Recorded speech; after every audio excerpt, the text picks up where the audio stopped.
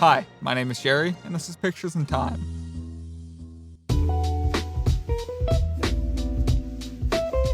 I've noticed that when people talk about a movie, they usually tend to focus on its specific aspects. For example, they'll pose questions like, was the cinematography good? How was the pacing of the movie? And did the story make sense? Cobb's drawing Fisher's attention to the strangeness of the dream, which is making his subconscious look for the dreamer. For me. But what's the driving force behind these questions? How do you determine if an aspect works? You see, for many people, that's just it. If it works, it works. But I think like with most things, it's important to have an understanding of what makes these aspects good. And while there are many ideas and terms that are used to judge films nowadays, there's one that seems almost forgotten about. Reality. Jag bryr mig heller inte om verkligheten. Den är färglös och ointressant. Now, when talking about any term, it's important to define it. Reality in film means basing a movie on how you experience real life. From what you see, to how you see it, to even how it feels. So what makes something feel real in a movie? Unreal. Well, while there are many great movies to show what feels real and why it's important, today let's forget the obvious examples and take a look at a movie that, despite its reputation, is actually one of the best examples of realism in film.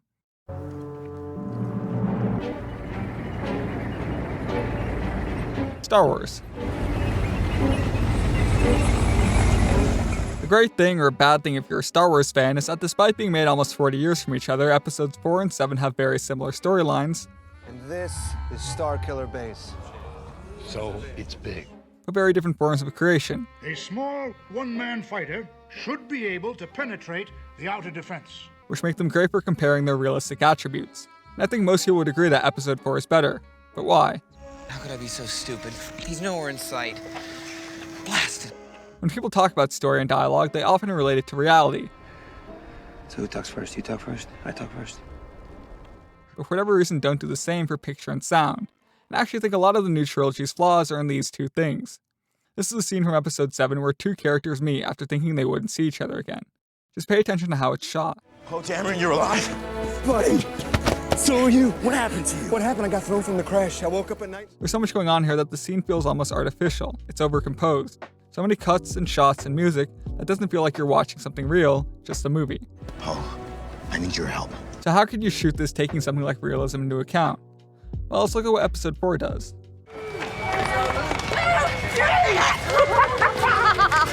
Much simpler, right? I knew you'd come back. I just knew it. This scene is formed in almost the exact opposite way as the one from episode 7. There's no music, there's no cuts, and the camera barely moves. Both of these scenes contain the same thing. Two friends meeting after having faced certain death. But then why is this scene so much better in the context of the movie? Why does this simplicity work? Well, I was gonna let you get all the credit and take all the reward. Hey, I knew that was more to you than money. It's important to understand that emotion and excitement can't exist in a vacuum, in either cinema or real life, which means you can't have a constant state of heightened feeling. Take, for example, this emotional beat from episode 7. It's true. The Force, the Jedi. All of it. Seems fine, right? Until less than 30 seconds later, you have this. I didn't know there was this much green in the whole galaxy. Two important emotional beats by two different characters in the span of 30 seconds. Episode 7 is filled with these sorts of excitement and emotion, but there's enough time separating them. This is a rescue. I'm helping you escape. As a result, it forms a sort of plateau of feeling, where any one emotion is drowned out by the rest. Simply put, it lacks the simple moments of life. A good example of this is the movie spends 7 minutes on Rey's life before she gets dragged and everything. Episode 4, on the other hand, spends 19 minutes on Luke's life. Sure, there's more than enough droids. Harvest is when I need you the most. It's only one season more. And even though it's a movie associated with outer space and aliens, there's nothing foreign or extraterrestrial about this. You must understand I need you here, Luke. But it's a whole nother year. Look, it's only one more season. Yeah, that's what she said when Biggs and Tank left. What's more relatable than an argument with your parents and wanting to move out? And it's not just the extra time spent with scenes like this, but how that time is delivered. Compare this to anything from episode 7 and you realize just how simply it's shot. There's no fancy cinematic movements or music, it's just the camera, the actors, and the dialogue. The result is that it feels like you're at the table yourself, seeing what the characters see. And when the emotion does come, it works.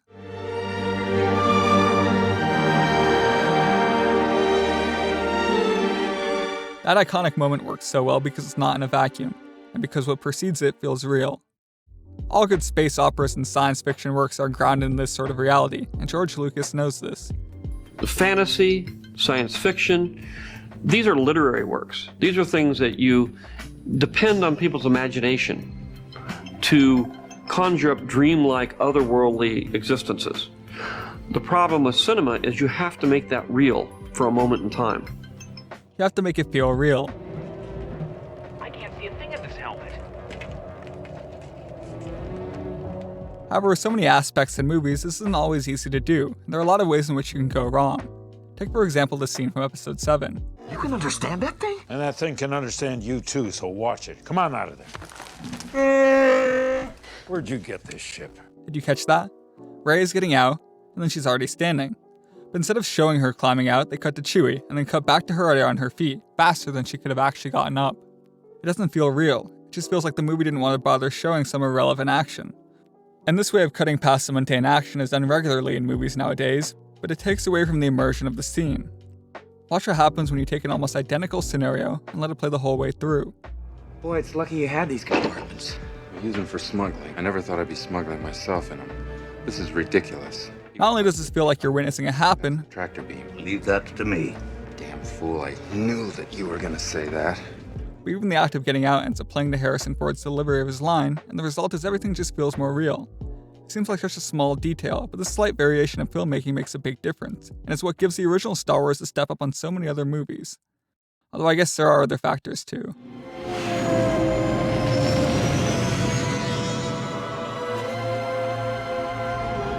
Okay, yeah, that music is great. But really, the magic of Star Wars doesn't just come from its fantastical elements, but the fact that all of these elements are grounded in a reality familiar to us. Star Destroyers, Death Stars, the Force, are all set up by Kid Long to move out of his parents' house, a rundown old cantina with the bar fight, and a kind of strange love triangle. I don't know. What do you think? Do you think a princess and a guy like me? No. Sure, I'm not as big a fan of Star Wars as I was when I was a kid, and of course the movies as a whole are just as much mindless fantasy as there are anything based in reality, but there's no question that it did something right. When you watch the original Star Wars movies, they just feel more real, more grounded, like you're immersed in things that could actually happen. This is not just something that the new trilogy is missing. There's been a common decline in the last 50 years where instead of movies' picture, dialogue, and story being based on reality, they're often based on how other movies have already portrayed them. There's too many people who make movies today. Before they start to make a movie, they look at other movies. And then they try to find scenes that they like. And before they know it, they have a movie based on an accumulation of ideas taken from other movies. I call those movies Xerox movies because they're not true. They're an accumulation of things that have already been done. It's true, so many modern techniques are taken from other movies. And I think a lot of the reason for this is that many of them seem appealing at first. Want to make your cinematography look visually interesting? Have a shallow depth of field. Want to make a character's line more interesting? Just dolly in. People are dying. Want to have a scene or movie with the downtrodden, depressed psychology of a character? Just smack some blue tint on every frame. There are just so many techniques in the pantheon of modern cinema that directors tend to focus on styles that stand out. They confuse what makes a good moment Don't take my hand. for what makes a good movie. And at this point, it's important to note something. Each person's perception of reality is different and varies from their own experiences. And in my opinion, there's a long list of directors who, intentionally or not, make felt a sense of realism in their movies, despite being nothing alike. Keep on telling me about the good life, Elton, because it makes me puke. They shoot things differently, they edit differently, and they tell different stories. But still, at the end of these movies, you feel something that's connected to real life. And that's the key to it. Reality always makes sabotage to your fantasy, to your dreams. So you have to take details out of the reality and put them into your university. But those details must be absolutely perfect to fit into this little universe. And this universe is, of course, very limited. But if it's the right construction of it, it will be a perfect mirror of the reality around you. None of this is to say you can't learn things from other movies. If anything, hopefully this video is proof of that. But if you base your movie on your own feeling of real life, instead of making something that feels overstuffed or uninspired, you're a lot more likely to end with something unique, something interesting, something that even if it's a bit fantastical, just like this.